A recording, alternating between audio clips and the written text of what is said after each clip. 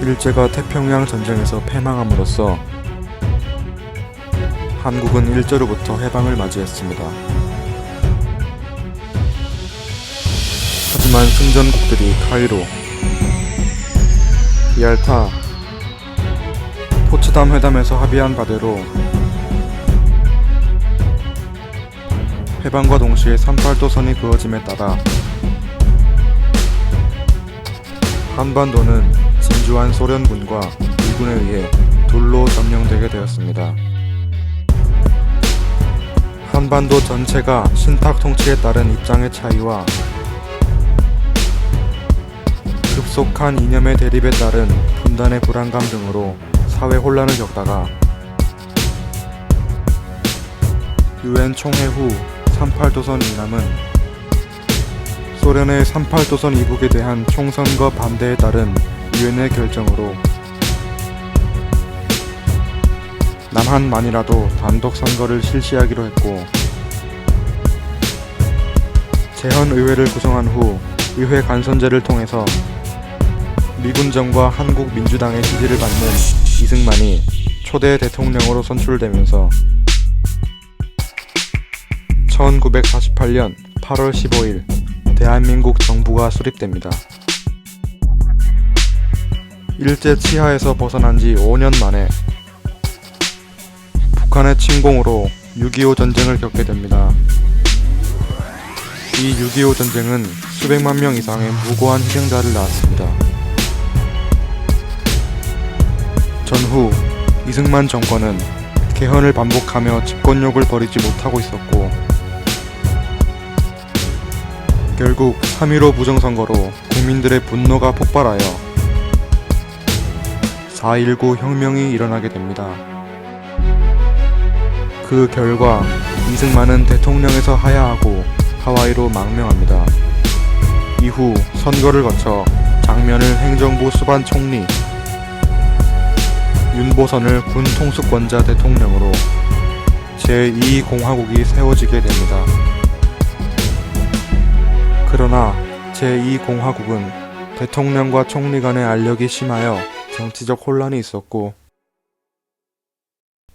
이는 사회 혼란으로 이어져 한국 전쟁 이래 지하에 숨어 활동하던 급진 좌익 세력들이 수면 위에 등장해 대놓고 활동하기 시작하였고, 이러한 국내 정세는 박정희 소장을 중심으로 하는 군부 세력의 계획을 실행하는 데 빈틈을 제공하여 3,500여 명의 군인, 장교들을 동원한 5.16 군사정변으로 제2공화국을 무너뜨렸습니다. 그리고 1961년에서 1963년에 정치 언론 규제를 하며 공정을 실시합니다. 3년간의 통치를 통해 정치 기반을 가진 박정희는 대통령에 당선이 됩니다.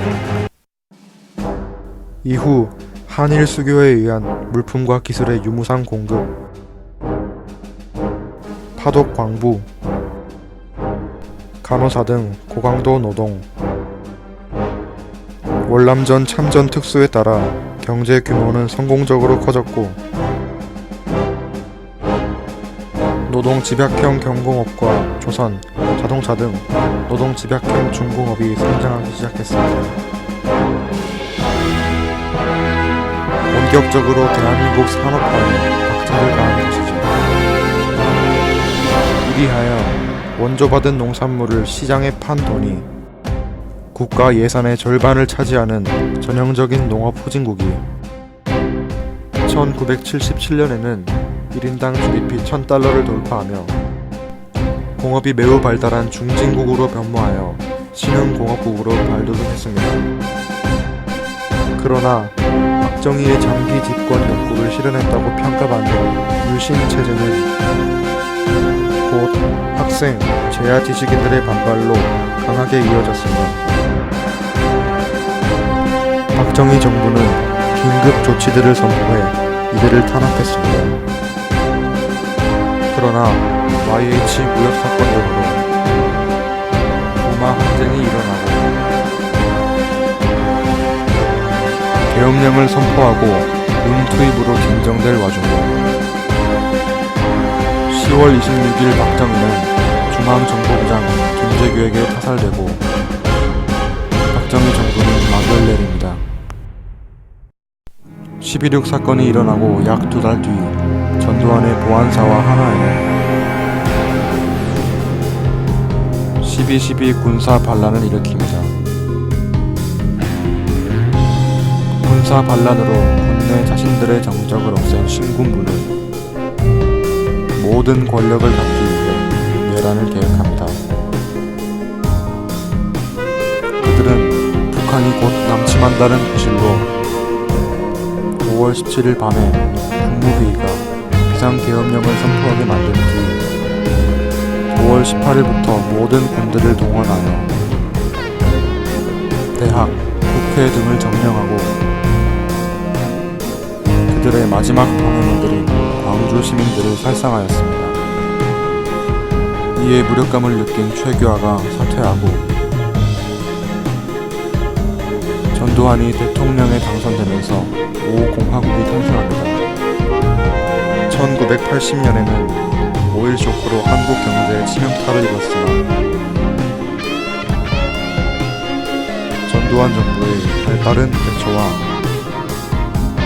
엔보에 의한 저달러, 저유가, 저금리 시대에 이른바 3조 호황까지 겹치며 단군 이래 최대 호황기를 맞게 되었습니다.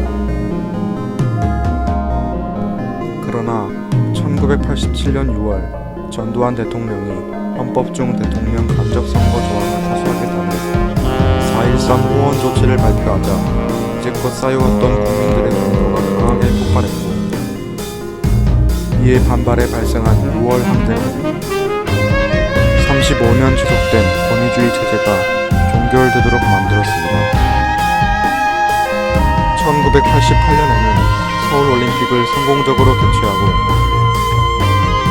1990년대 마지막 군부 정권 출신으로 여겨지던 노태우 정부가 막을 내리고 김영삼 대통령이 당선되며 문민정부의 시대를 열게 됩니다.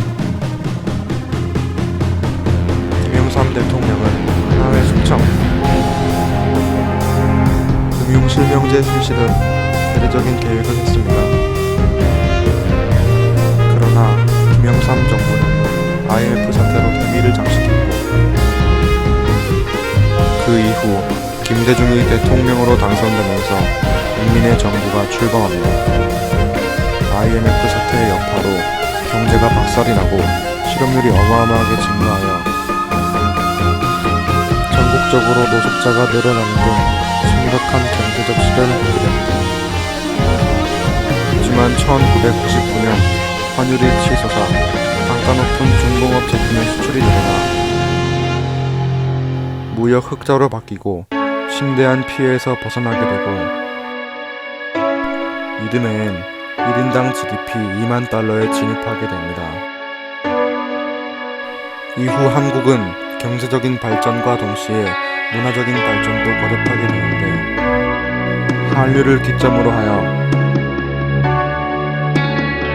한일이 공동 개최한 2002 월드컵에서 4강 신화를 선보이는 등 쾌거를 이룹니다. 이후 노무현, 이명박 정부를 거치며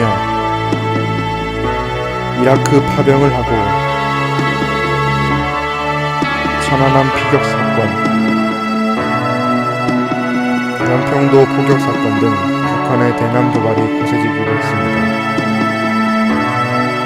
2013년 최초의 여성 대통령인 박근혜 대통령이 당선되기도 하였으나 여러 안전 불감증 사고, 북한의 위협 재증대에 더해 장기적인 불경기로 인하여 사회적인 갈등이 심화되었습니다.